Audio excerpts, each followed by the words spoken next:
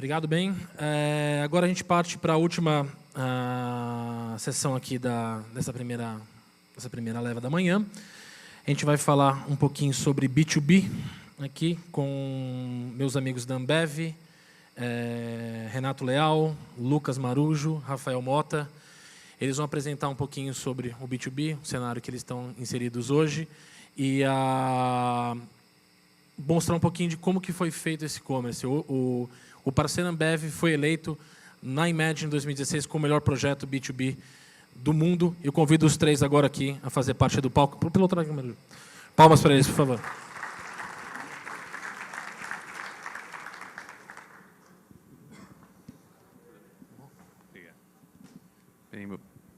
Bom dia. Não. Acho que a gente vai, para não ficar os três no palco, essa bagunça aqui. Vamos. Então, bem, bom dia. Vamos fazer uma apresentação mais dinâmica aqui, com 3 pessoas. Então, a gente decidiu adotar um modelo que acho que tem tudo a ver com o nosso modelo, que é falar um pouco da parte do negócio, propriamente dito, depois da área de vendas e relacionamento com o cliente, que é a minha parte. Depois o pessoal de TI vai falar um pouquinho de infraestrutura e de solução. E, por último, o Rafael, acho que é um cara que chegou faz um pouco tempo no time e que olha a parte de marketing digital e também na parte de tecnologia. É o cara que vai poder ajudar bastante no que a gente está planejando para o futuro, do que seja a nossa plataforma de B2B. Então, pessoal, não sei se todos conhecem a Ambev, tenho certeza que todos conhecem a Ambev. É aí uma das top 5 empresas do Brasil, mas acho que as pessoas conhecem a gente muito mais pelas nossas marcas do que pela empresa propriamente dita. Então, vou contar um pouquinho do que é a Ambev de fato no nosso dia a dia, na perspectiva do negócio. Então, a gente está presente aí em mais de 19 países, a gente é uma parte da IB InBev, que é aí a multinacional que está no mundo inteiro. São mais de 32 fábricas no Brasil e 100 centros de distribuição. E aqui eu acho que a gente entra para falar do que a gente tem feito no B2B propriamente dito. Ambev, diferentemente de outras indústrias, Ambev tem distribuição direta. A gente entrega diretamente no ponto de venda, operação praticamente 100% própria. Então, hoje, 60% do nosso volume é próprio, a própria indústria entregando, por meio dos centros de distribuição espalhados pelo Brasil. E a gente tem aí mais ou menos 130 revendas, que são distribuidores terceiros, mas são distribuidores exclusivos da Ambev, que costumam operar aí desde cidades do interior até algumas cidades grandes, como, por exemplo, Goiânia, é operada por um distribuidor terceiro. É uma empresa em que falar de digital é uma novidade do ponto de vista do atendimento ao cliente, e eu acho que essa é a grande diferença do nosso negócio para um pequeno, é como mexer nesse ecossistema de quase 20 bilhões de EBITDA, uma margem grande, então um mercado extremamente dinâmico, competitivo e sensível a mudanças, e aí como usar aquilo que a gente faz melhor. Acho que a parte de excelência operacional, de gestão e de cultura de resultados, como é que isso vem ao encontro dessa nova proposta. Quem que a gente atende? Boteco, desde o mais pé sujo até o VIP aqui da Vila Olímpia do Itaim, da Vila Madalena, restaurantes do PF até o restaurante sofisticado, padaria, lojas de conveniência de posto de gasolina, as adegas, que são subdistribuidores que compram para revender num sistema parecido com atacado, e supermercados, desde aquele supermercadinho de bairro até supermercados gigantes como o Grupo Pão de Açúcar, Carrefour, multinacionais ou os grandes atacados. E em todas as classes. O nosso público tem desde a classe A até a classe E, e como que a gente conversa com todos esses caras. Então, a gente está falando de uma operação aqui que é um pouco diferente do que o e-commerce tradicional está acostumado. A gente está falando aqui de pontos de venda que não necessariamente estão familiarizados com o digital, então a gente precisa entender bastante isso. a gente está falando de um mercado em que quase 40% do volume é negociado a dinheiro ainda, dinheiro vivo, e cuja entrega é em D+1. Então, o ponto de venda compra hoje até as 4 da tarde e recebe amanhã, já talvez às 8 da manhã. Então, em menos de 24 horas, ele vai receber esse produto. Então, a gente brinca, como é que a gente constrói uma plataforma em que o ponto de venda, aquele senhor que está lá no interior do Ceará, consiga comprar, receber no dia seguinte, a dinheiro e sem pagar nada pelo frete. Então, é um negócio que, para a gente, não só para a gente foi novo, mas acho que para o e-commerce como um todo, e tem sido uma experiência muito legal, acho que para o time de Solutions e para os nossos desenvolvedores, de como identificar o que esse consumidor quer, porque não necessariamente ele está hoje no mundo online. E você ainda atende esse consumidor como? Tem o nosso vendedor, que vai lá toda semana, então a gente tem um time aí de quase 5.000 vendedores no Brasil inteiro. A gente tem um time de distribuição gigantesco. Como é que a gente coloca todo mundo on board desse negócio? E aí acho que é um pouco do meu papel aqui dentro, e eu vou contar um pouquinho do que foi essa experiência. B2B. O B2B, para a gente, teve que ser uma realidade. Eu acho que as pessoas... O conceito do B2B é difícil de explicar o que é o B2B. Eu acho que o B2B são várias coisas. Então, eu estou aqui contando a nossa experiência do B2B. Tenho certeza que tem experiências de B2B completamente diferentes. Eu estou falando aqui de uma das maiores indústrias do Brasil. Estou falando de distribuição direta. Talvez vá ter gente que vai falar de entrega de indústria com indústria, de varejo com varejo, atacado com atacado. Então, acho que são experiências bastante diversas, e eu acho que é bem complicado falar de um B2B como uma coisa só. E aí, mas, ao mesmo tempo, não dá para a gente menosprezar um mercado que deve ser aí de 7 trilhões de dólares lá em 2020, onde você já tem os grandes players do B2C, a Amazon, a Alibaba, enfim, muitos outros, já olhando para esse nicho de mercado. Porque, quando a gente pensa...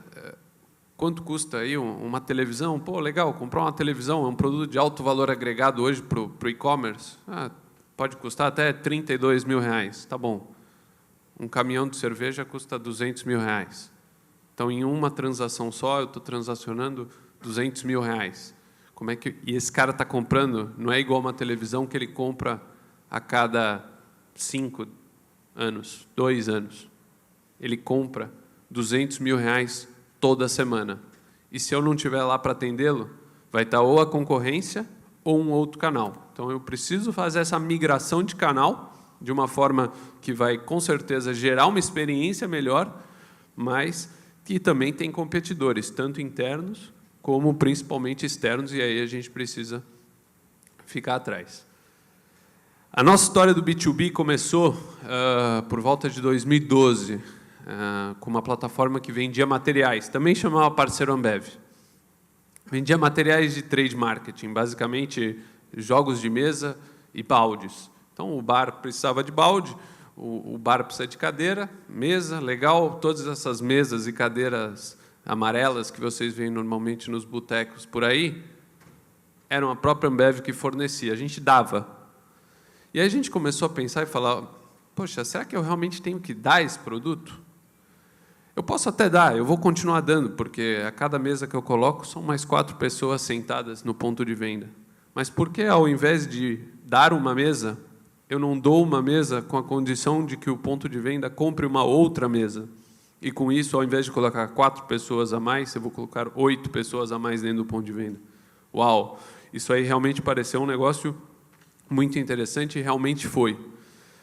Mas acho que aqui vem o segundo grande aprendizado do B2B.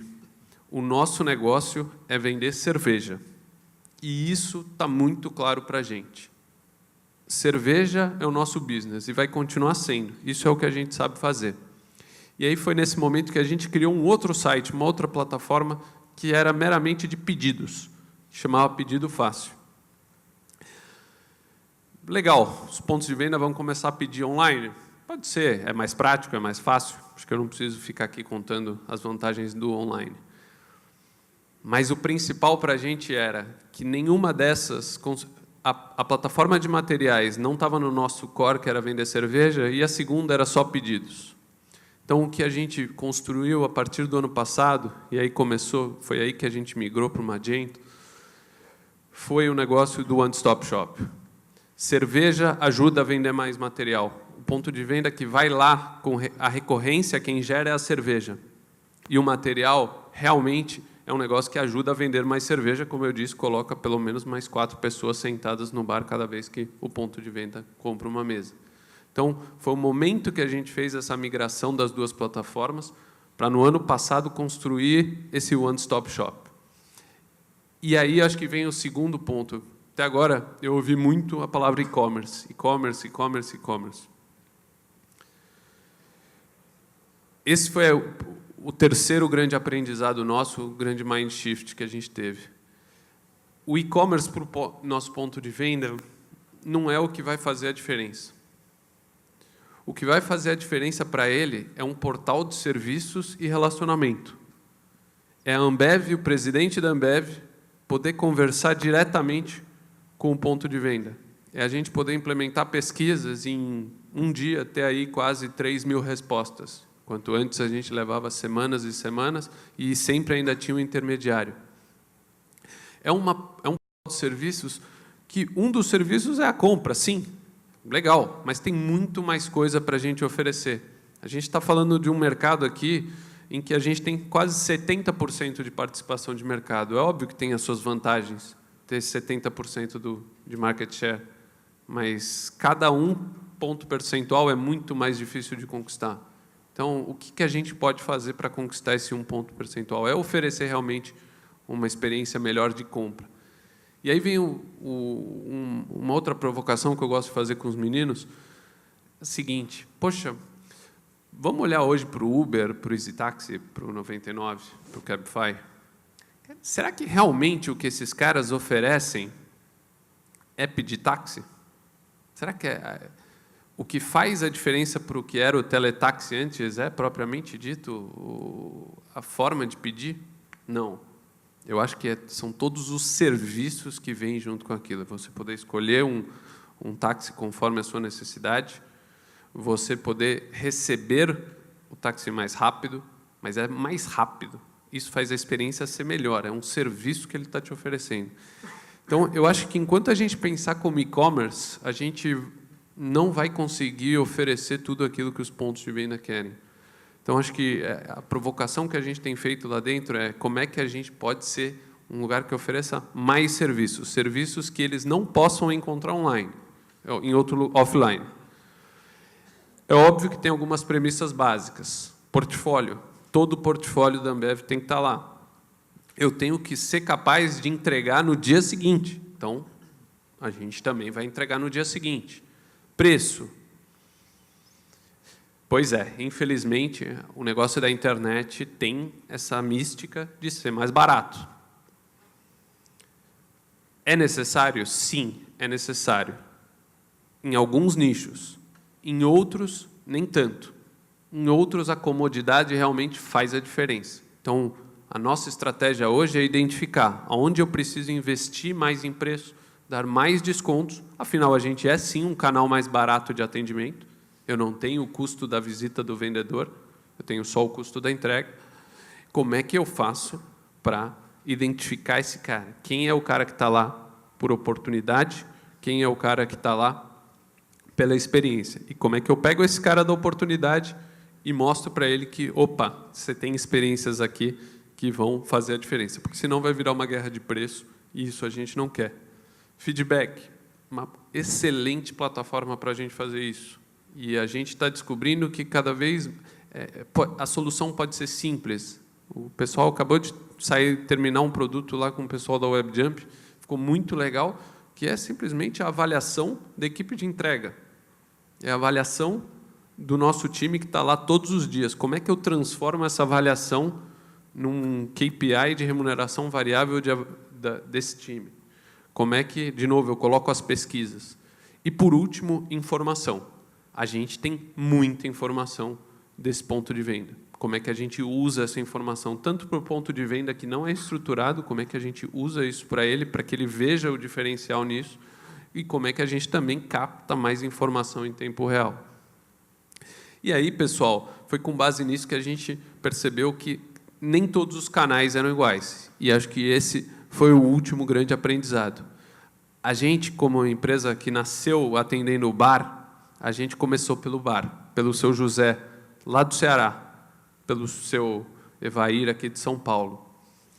Mas espera aí, tem um canal, que é o canal do autosserviço dos supermercados, não necessariamente do Pão de Açúcar, mas você tem players muito grandes, players que compram aí bilhões de reais todo mês, que esses caras estavam nessa tecnologia do Excel ainda. Então, como é que eu ofereço para esse cara tecnologias para que ele desenvolva o negócio, para que sobre mais tempo, não só para a gente, para o nosso time da ponta, para o nosso time de vendedores, de supervisores e de gerentes, mas também para o ponto de venda gastar tempo com o que realmente vai fazer a diferença para o negócio dele, que é o quê? As grandes negociações, as grandes oportunidades, os nossos programas de mercado, tudo aquilo que envolve. Então, quando a gente traz essa experiência, não só do order taking, que a gente chama lá, do pedido propriamente dito, mas as outras, a gente começa a qualificar o tempo dessas pessoas para gastar, e isso podem ter certeza que tem valor. Então, acho que hoje, dentro da Ambev, um negócio que começou como projeto, já faz parte da nossa realidade do negócio, e eu acho que o sonho para 2020 é como que a gente constrói o digital como um valor dentro da nossa companhia para o relacionamento no B2B. No B2C já é. Agora, como é que a gente consegue fazer uma das maiores indústrias do Brasil a ter esse valor do digital no seu approach com os pontos de venda? Alô? Bom, pessoal, eu ia começar convencendo vocês aqui do porquê escolher Magento, mas acho que depois da palestra do Ben Mark já deve estar todo mundo convencido aí. Mas eu coloquei aqui os 3 principais fatores do porquê, na minha opinião, fez a Ambev optar por Magento como plataforma de e-commerce B2B. O primeiro, sem dúvida, e aí ficou claro até nas outras apresentações, é a flexibilidade, né? Era uma das maiores palavras na nuvem de palavras que o Eric apresentou.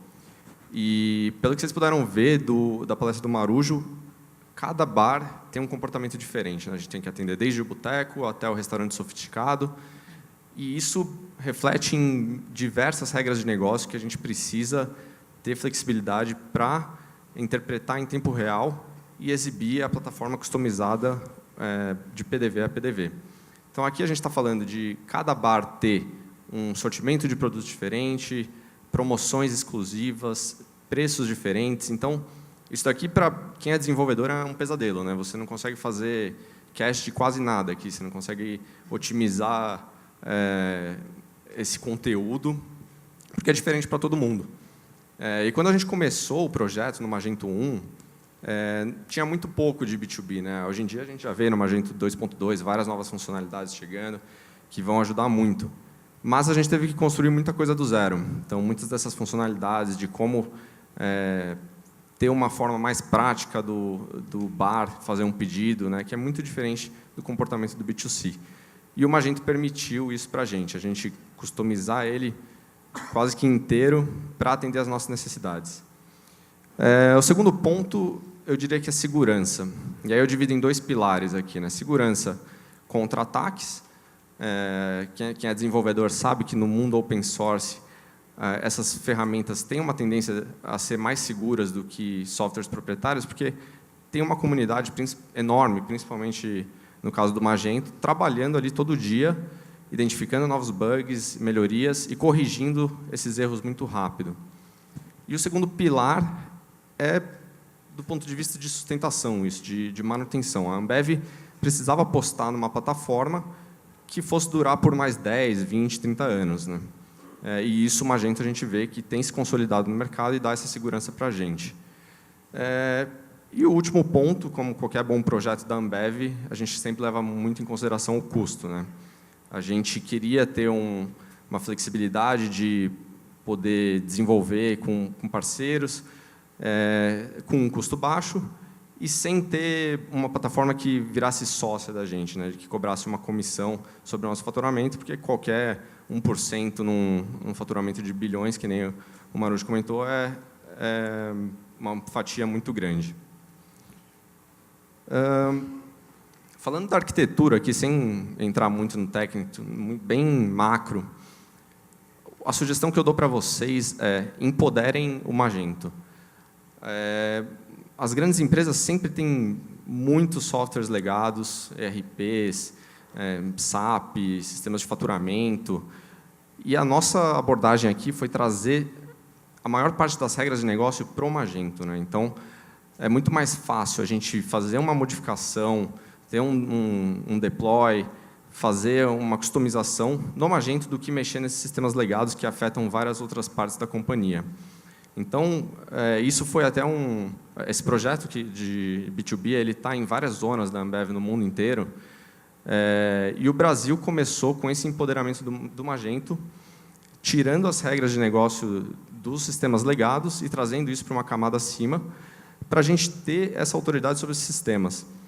E o mundo inteiro estava indo no caminho inverso, e eles tinham muita dificuldade em evoluir com a plataforma por conta disso.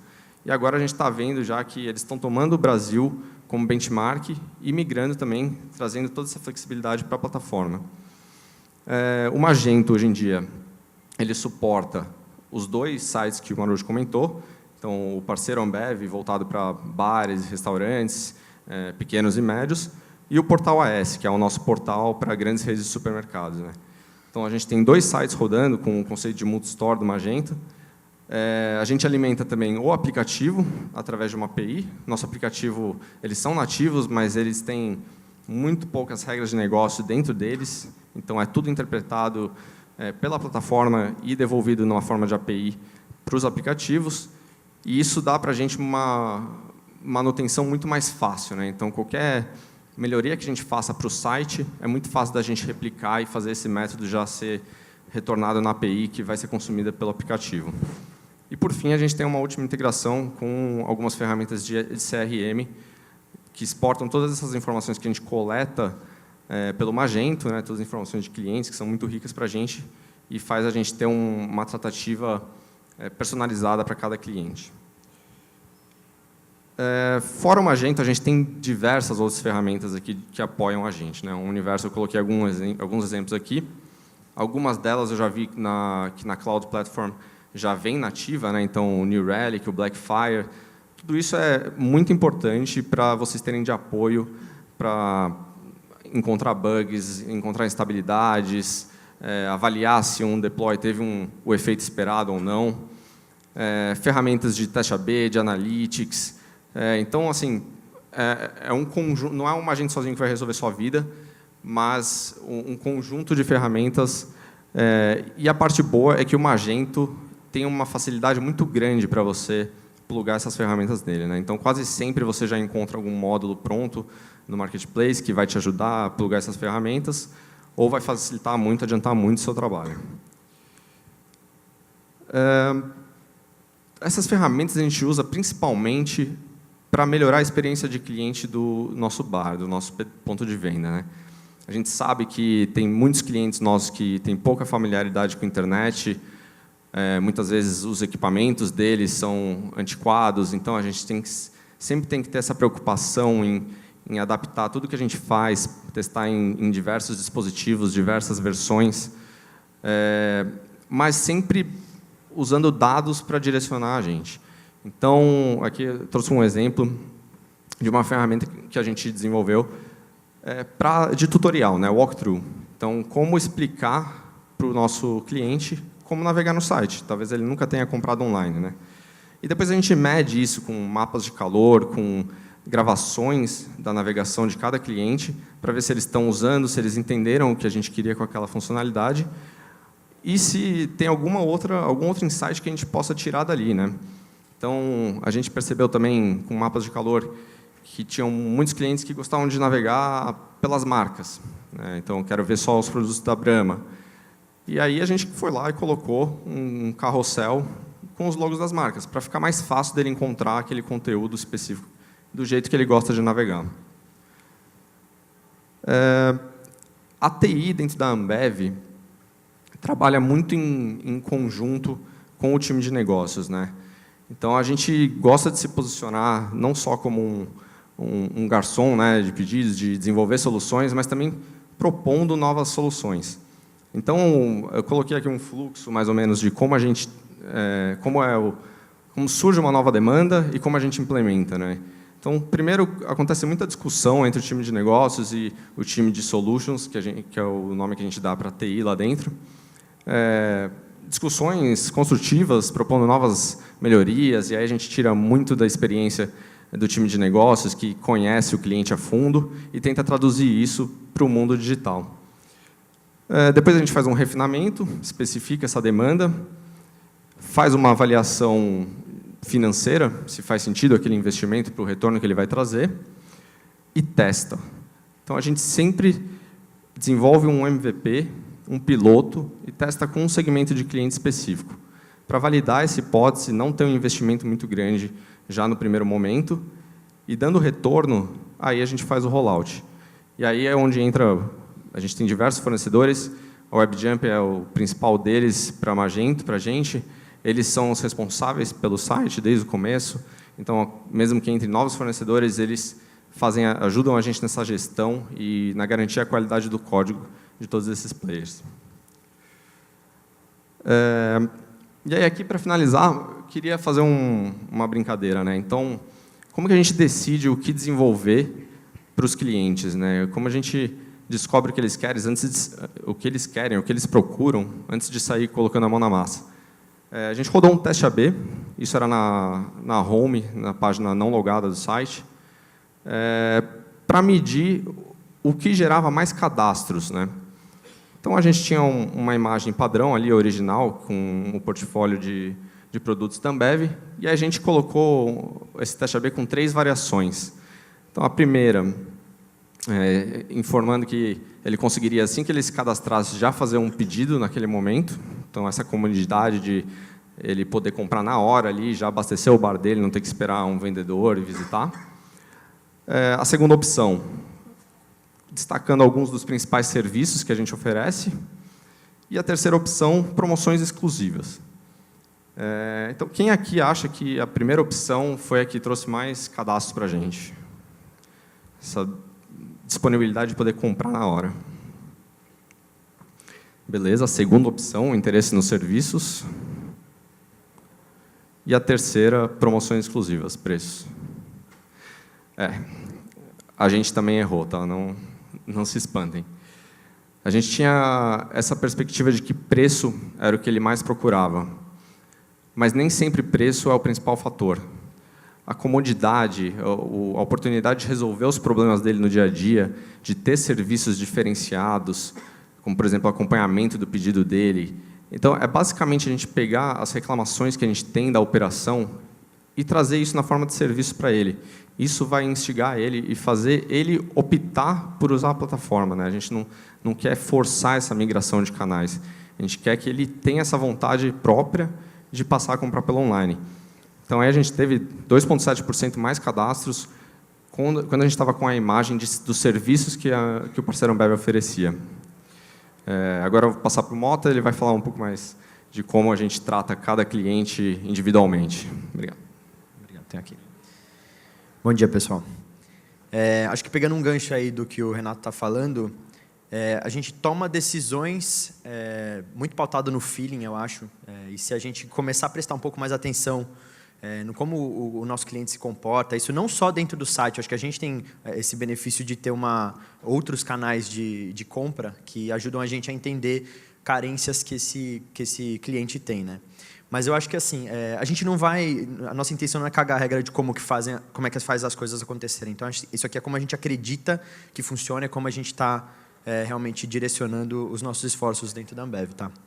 E a gente acha que observar o comportamento do consumidor é extremamente importante para tomar qualquer decisão, né? Então, assim, entender por onde esse cara chega, qual que é o hábito que ele tem durante a navegação, se ele tem, qual é a quebra que ele tem na jornada, ou que tipo de comportamento que ele tem, de padrão que a gente consegue reparar, para a gente conseguir tentar clusterizar esse nosso cliente e entender melhor um pouco mais sobre o comportamento dele e as particularidades, que eu acho que é importante também. E quando a gente não tem informação vindo direto do comportamento dele e a gente quer entender um pouco mais, no nosso caso a gente pergunta mesmo. Então, assim, o Maru já até levantou a bola de que a gente tem uma participação grande de pessoas quando a gente faz uma pesquisa. Realmente a gente consegue publicar uma pesquisa dentro do site e em 2 dias a gente já tem uma base com relevância estatística para poder tomar decisão. E eu acho importante que a gente entenda como engajar a nossa comunidade e fazer bom uso desse engajamento para a gente poder também tomar decisões. E eu acho que é importante a gente fazer as perguntas certas para a gente conseguir, de fato, transformar isso em uma ferramenta para a tomada de decisão. E, assim, com base em todo esse comportamento, em tudo isso que a gente consegue enxergar, perguntando para ele o que ele quer, o que ele prefere, como ele quer ser tratado, a gente consegue estabelecer as personas, assim, e a gente se surpreende com a forma com que as pessoas se apresentam, como é que a gente consegue agrupar essas pessoas. E é bom se surpreender, eu acho legal quando a gente se surpreende, porque realmente é uma coisa que estava fora do nosso campo de visão. Então, fazer esses agrupamentos para a gente conseguir falar individualmente, massivamente ao mesmo tempo, é muito importante também, porque criar essa proximidade com o nosso cliente é fundamental para a gente conseguir fazer com que ele processe a nossa mensagem, entenda muito bem o nosso serviço, qual é a nossa proposta. E aí, assim, tudo isso gera uma infinidade de informação, um monte de dado, né? Então, a gente começou... eu acho que a gente engatinha um pouco ainda nisso, a gente está evoluindo muito, acho que a gente está desenvolvendo isso muito bem dentro do nosso time, mas é o que a gente está chamando de cultura de dados. Esse tanto de informação é muito bom quando a gente consegue fazer isso se fazer útil no dia a dia. Então, assim, como que a gente faz para poder trazer todas essas informações num formato que respondam perguntas que a gente tenha e consiga colocar isso, de fato, na rotina do nosso time. Todo mundo que participa do projeto tem que ter acesso a essas informações, entender muito bem do que a gente está falando e se aquilo ali está respondendo as perguntas que a gente tem em relação ao nosso negócio, né? E com base em informação, a gente toma decisões sobre os próximos passos que a gente vai dar. Então, a gente tem esse raciocínio da gente tentar usar cada vez menos o feeling. E se for o feeling, que eu acho que a gente também não pode ignorar, que eu acho que a gente tem uma coisa da Ambev de essa ousadia transgressora até para conseguir se reinventar, mas eu acho importante que a gente trabalhe isso como hipóteses e use dados para confirmar nossas hipóteses. Então, é menos feeling, muito mais dado para a tomada de decisão. Isso eu acho que é uma coisa muito importante, parece óbvio, a gente fala muito, ouve muito sobre isso, mas eu não entendo que a gente não tem grandes benchmarks aí de pessoas que estão fazendo assim, o melhor uso do dado, do volume de dados que tem. Então, a gente realmente está se educando para conseguir fazer o bom uso, ou pelo menos responder as perguntas que a gente tem. A gente usa plataformas diversas para poder fazer visualização desses dados, mas o importante é que seja objetivo, que a gente tenha o volume certo de informação para que aquilo não fique poluído e difícil. Tudo isso de informação abre um universo de possibilidades enorme, né? Então, a gente pode tirar conclusões, a gente pode pensar em novos movimentos, a gente pode pensar em novos produtos, melhorar nossos serviços, mas eu acho que uma coisa que é muito importante e que é difícil para a gente fazer do lado do B2B é se comunicar muito bem com o nosso ponto de venda. Então, assim, eu entendi o comportamento do cara, eu consegui trazer isso de um jeito que eu consigo enxergar muito bem e tomar decisões. Eu consegui estabelecer personas, né? Eu tenho formatos de comunicação que fazem sentido para eu entrar em contato com esse cara. Como que eu faço, então, para poder ler essa jornada dele e acertar ele na hora certa, no momento certo, no canal mais apropriado? Então, a gente conta com ferramentas também, né? Você tem diversas ferramentas de marketing cloud hoje disponíveis no mercado. E a gente tem réguas de ativação ativas dentro do parceiro para conseguir comunicar dessa forma mais eficiente, na hora certa, para a pessoa certa. Então, é um disparo de e-mail, o comportamento dele no e-mail dá para a gente condições de entender se a gente continua ativando ele dessa forma ou se a gente vai para um outro canal, se a gente não usar esse canal, se a gente vai por outro, se a gente segura um pouquinho, se a gente bombardeia um pouco mais. Então, assim, tudo isso, essa leitura dinâmica de dados e as ferramentas de ativação ajudam a gente a de fato, dar o estímulo certo para aumentar a atenção desse cara e aproveitar aquele momento certo no contexto que ele precisava para conseguir transformar aquela experiência em algo ainda melhor, seja numa compra ou seja na hora de usar um serviço nosso mesmo. E aí a gente entra nesse ciclo de relacionamento, isso aqui é uma figura comum, não é novidade para ninguém, mas eu acho que é importante que a gente conecte a nossa comunicação com esse ciclo, para de fato a gente conseguir engajar, desde, olha aqui, eu existo, vou trazer você para perto, eu quero que você tenha afinidade comigo para entender que aqui é uma boa alternativa, porque eu te ofereço coisas que você precisa no momento certo. Você faz aquela primeira compra, a experiência tem que ser uma coisa muito boa, né? Então, acho que assim, tudo que a gente fala do lado de TI, para deixar a nossa estrutura funcionando muito bem, a experiência ser rápida, ser bacana, ser simples, né? Considerando tudo que a gente tem de informação e os vários públicos que a gente tem lá dentro, essa primeira compra ela é fundamental. Então, a gente dá um estímulo mais agressivo na primeira compra, e depois a gente engaja esse cara com base no comportamento dele, para que a gente consiga fazer essa retenção acontecer e a gente crescer essa participação dele dentro do nosso negócio. Para que, em último caso, a gente ainda tenha um evangelista, que seria uma pessoa que realmente gosta, tem uma relação que é um pouco diferente, não é só pela compra propriamente dita, mas o cara tem uma afinidade. Eu acho que assim, trabalhar a marca é extremamente importante, e eu acho que num negócio que nem o nosso, é fundamental que a gente consiga fazer isso através dos nossos serviços, entregando uma experiência realmente excelente. Só voltando... Nossa, qual será que volta aqui? A gente tem hoje 80%, isso em pesquisas que a gente fez, que hoje já tem esse comportamento neutro positivo, que são como se fossem os evangelistas mesmo. Então, assim, a gente está indo por um caminho que é bacana. Então, assim, o nosso desafio é crescer isso ainda mais ou segurar até que a gente consiga dar um próximo step mesmo e aumentar a nossa base ainda mais de compradores. Então, assim, em linhas gerais, eu acho que é só para dar uma fechada.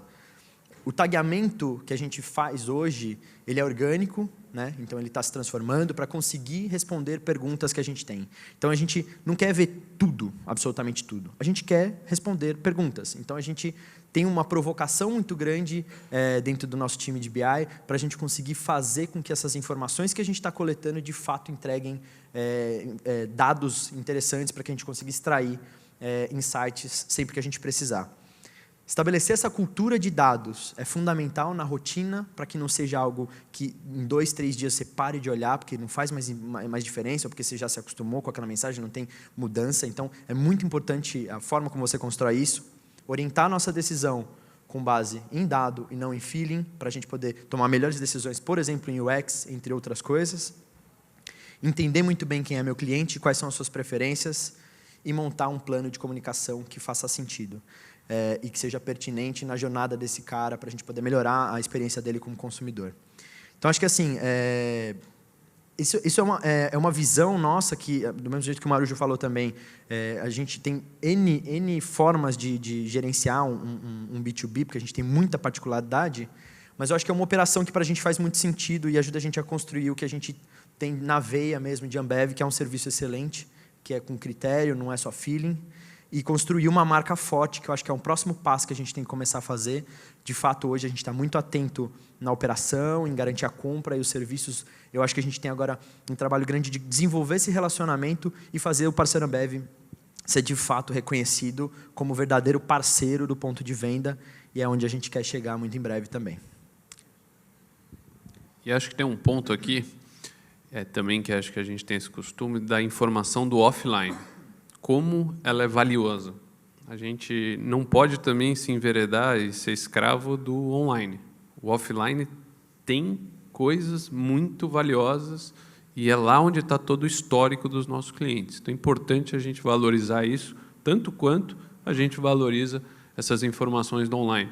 Talvez elas não vão aparecer nos dashboards de BI, mas elas são extremamente poderosas.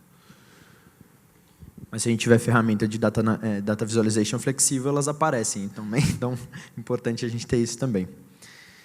Acho que é isso, pessoal.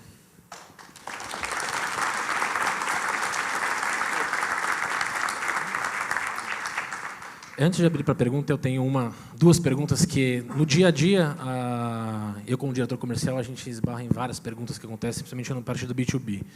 Duas delas são muito comuns para a gente. A primeira delas é falando sobre os canais. Como vocês interligam todos esses canais, seja o cara que liga na Ambev, seja no offline, como que você faz isso? E como foi feita essa mudança intelectual mesmo do vendedor. Né? Porque muitas empresas hoje têm 100, 200, você deve ter milhares de vendedores hoje, que é o cara da porta no bar. Bate lá no barzinho, o que você quer? É o tirador de pedido.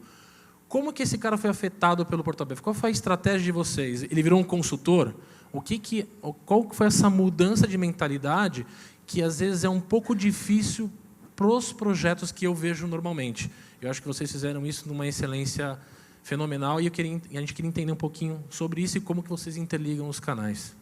Poxa, a pergunta é ótima e a gente ouve ela, a gente se faz ela todo dia também. Acho que o principal, a gente encarar o B2B como realmente um dos canais de atendimento. E que todo mundo fala do omnichannel, mas na hora que você põe um vendedor lá, opa, parece que caiu, né? Não, é omnichannel. Então, o ponto de venda, o que a gente quer é vender. Então, o ponto de venda pode comprar ou pelo vendedor, que vai lá na porta uma vez por semana, uma vez a cada 15 dias, pelo televendas, seja no televendas ativo, em que a gente liga para ele uma vez por semana, uma vez a cada 15 dias, ou no passivo, em que ele liga para a gente querendo fazer o pedido, ou que ele entre no site ou no aplicativo para fazer o pedido. E aí, acho que até aí pode não parecer grande novidade.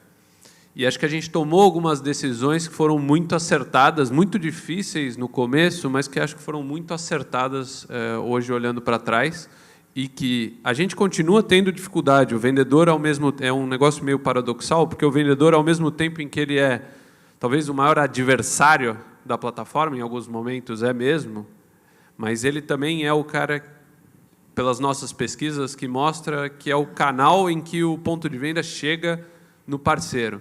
Então, a gente também não pode tratá-lo só como adversário ou como sócio.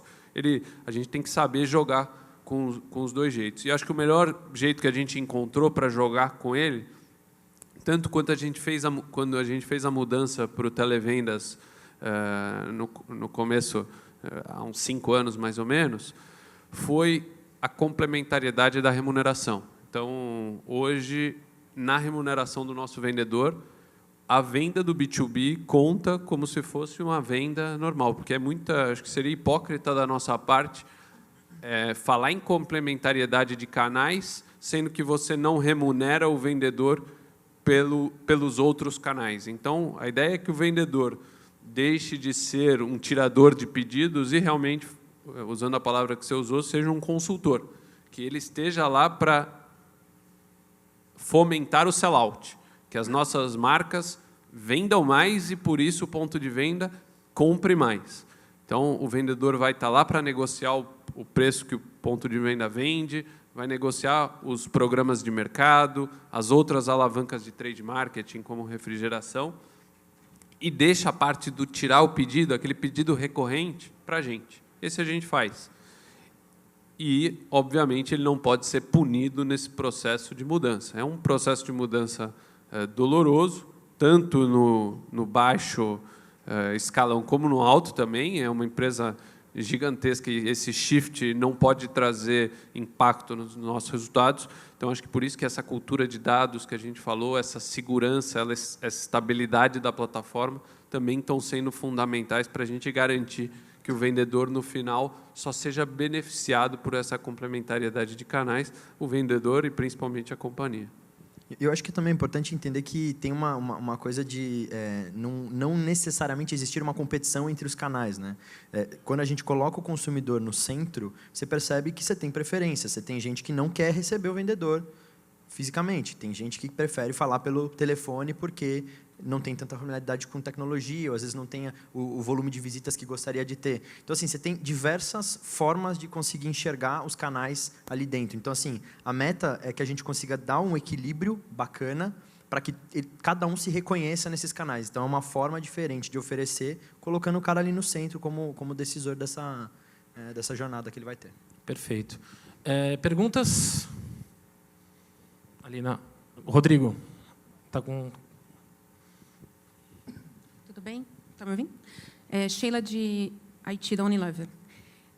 Você comentou um SLA brilhante aí de 24 horas de entrega, e a minha pergunta é se durante essa plataforma integrada com os sistemas internos de vocês dão visibilidade sobre o status do pedido, inclusive o tracking da entrega, a parte logística. Tá? E como vocês fazem isso se o SLA, na verdade, é real-time, se vocês fazem esse tracking real-time? Vamos lá. Então, vou pela jornada do pedido. O SLA já existia antes da gente, então não é acho que a gente não é mérito nosso ter implementado isso. Foi uma necessidade do mercado, em algum momento a gente fez. O pedido colocado até às 4h, ele vai ser processado para verificação de falta de produtos ou não, até por volta das 5h30. O que a gente conseguiu para ajudar nesse SLA? Primeiro, a gente trouxe toda a crítica de pedidos e a informação para dentro da plataforma, então, limite de crédito, datas de entrega, enfim, tudo isso para dentro da plataforma, de uma forma que o ponto de venda só consiga comprar aquilo que ele realmente pode comprar, para não gerar essa quebra de expectativa. Em segundo lugar, acho que a gente, falando de B2B, acho que também tem uma segunda diferença grande para o B2C, aí, é que eu não sei vocês, mas eu, quando compro online, eu quero receber no dia seguinte sem pagar frete nenhum. Então, e não admito falta de produto.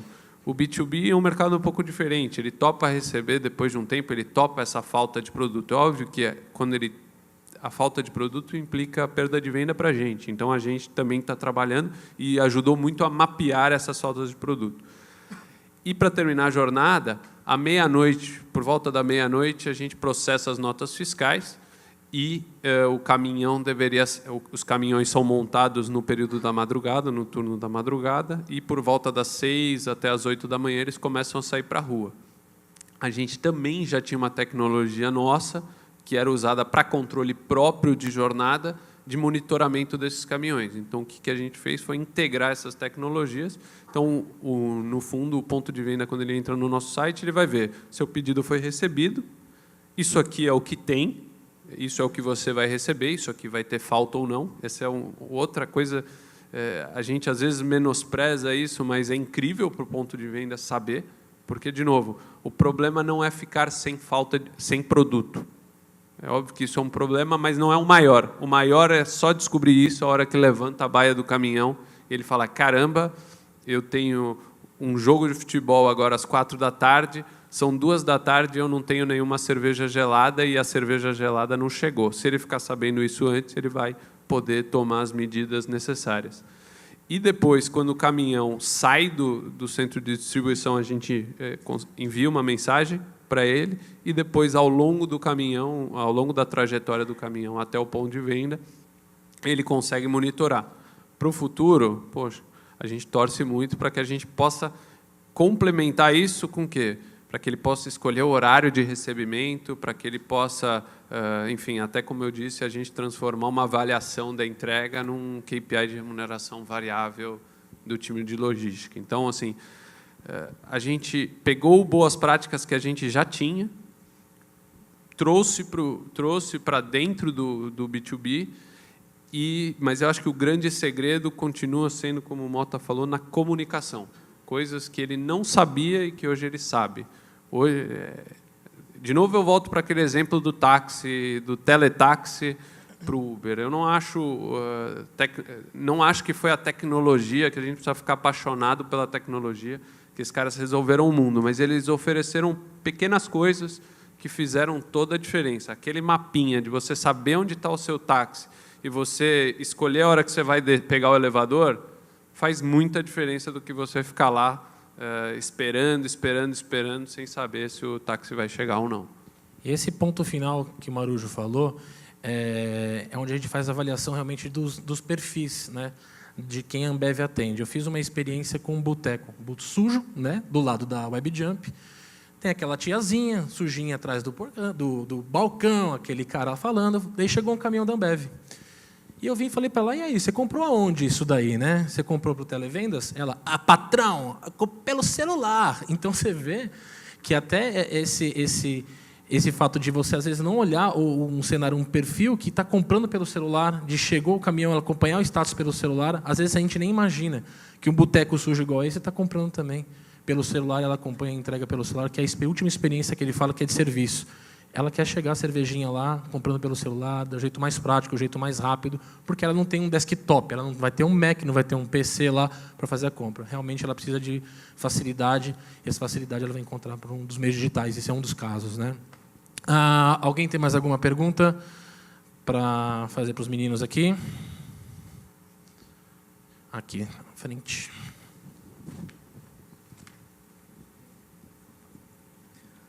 Oi, eu sou o Leonardo, da WebTV, e a minha pergunta, vocês devem ter um volume, com certeza, muito grande de dados, né? Vocês estão falando da importância dos dados. Minha dúvida é quanto tempo que vocês levam para unificar esses dados, transformar em informações e tomar as medidas internas para, de repente, mudar o que você falou, oferecer um serviço diferente, fazer um atendimento diferente para o seu cliente? Eu acho que assim, foi o que eu tinha colocado como uma premissa, né? Assim, quanto mais vivo for a leitura, melhor vão ser as decisões, porque a gente tem decisões que a gente toma que não é só pensando no futuro, tem coisa que é imediata, né? Então você consegue identificar bug, você consegue identificar algum sei lá, um deploy que afetou uma outra coisa. Então assim, o ideal é que a gente consiga fazer essa leitura viva. É lógico que é muito difícil com esse volume de informação a gente ter essa leitura viva. Então, a gente tem algumas frequências. A gente tem relatórios que são diários, a gente tem relatório vivo para poder consultar sempre que a gente precisa. O demand é mais do que diário, no caso, porque como a gente tem um dedo no pulso muito grande com relação ao volume, então a gente acessa isso com mais informação, com mais frequência. E a gente tem fechamentos que a gente faz, por exemplo, semanal, para a gente poder ter uma visão um pouco mais ampla. Então, assim, dependendo da frequência com que você tem essa visão de dados, você vai aumentando o nível gerencial para conseguir tomar decisões de um jeito que é interessante. Mas eu acho que o importante é aquela questão de como que eu trago essa informação para responder as minhas perguntas, né? Acho que é a questão da pergunta bem feita. E acho que parte da pergunta bem feita é a frequência com que você quer saber. Eu acho que o que distingue a Ambev, quando a gente fala de gestão, que a Ambev é conhecida por isso, no fundo é porque ela realmente tem os resultados na ponta da mão todos os dias e toma a decisão com base nisso. Óbvio que muitas vezes leva meses para a gente construir algumas coisas, mas acho que pior do que levar meses é levar meses e você não usar essa informação, que a gente também muitas vezes acontece e a gente tem tentado evitar. Mas acho que, no geral, as decisões são diárias, conforme as vendas, mas existem decisões que são maiores. Uma pesquisa, quanto tempo a gente precisa levar? Nós vamos confiar? É uma decisão meramente estatística, tem mais feeling, tem menos, vamos deixá-la mais tempo? São perguntas que, muitas vezes, eu acho que talvez o grande ponto que a gente não tenha colocado aqui, aquela frase do Steve Jobs de que muitas vezes o cliente não sabe o que ele quer. E para a gente isso, quando a gente está numa migração de canal, é parte da nossa realidade também. Então, acho que tem decisões que precisam mais tempo para ser amadurecidas ou que estão mais sujeitas a erros. Tem outras que a gente já está mais acostumado, o volume do dia a dia, e isso a gente tem que aproveitar e não deixar cair nunca. E meta, acho que isso também, mais do que a gestão dos resultados, é saber onde você quer chegar e traçar aquilo, metas diárias, metas semanais. O tracking dessas metas é o que vão fazer a gente tomar as decisões mais de curto prazo, decisões mais de longo prazo. Enfim, vai acabar sendo o nosso termômetro. Eu acho que, normalmente, nas empresas, a área de BI fica embaixo do guarda-chuva de TI. Toda vez que a área de negócio precisa de algum relatório, às vezes demora até extrair uma query, demora de 1 a 2 dias, até a área de negócio ter essa informação para poder trabalhar em cima, né? Então, a gente tem um conceito na Ambev que chama Self-BI, o BI próprio, né? A pessoa ter esse poder de poder extrair a hora que ela quiser. Isso dá muita agilidade em você transformar dados em insights, né? Então, aí a gente usa ferramentas, por exemplo, Power BI ali, onde o próprio área de negócio consegue extrair a informação, já gerar relatórios e tirar as próprias conclusões, né? Outro exemplo das pesquisas que eles deram. A gente tinha quando a gente começou com pesquisa, era um fluxo assim, que tinha que passar por todo o fluxo de deploy, até você colocar uma pesquisa nova. Depois que a gente percebeu o poder disso, né, da quantidade de respostas que a gente tinha e os insights que isso gerava, vamos dar flexibilidade para a área de negócio. Hoje em dia, eles criam pesquisa, desativam, ativam, põem em páginas específicas de forma autônoma, né, não dependem de TI. Então, acho que esse empoderamento da área de negócio ajuda nessa agilidade de coletar dados e transformar em insights também. Perfeito. A gente tem tempo para mais uma perguntinha. Alguém? Então tá certo. Meninos, muito obrigado. Salva de palmas para eles. Obrigado, gente. Obrigado. Projeto maravilhoso.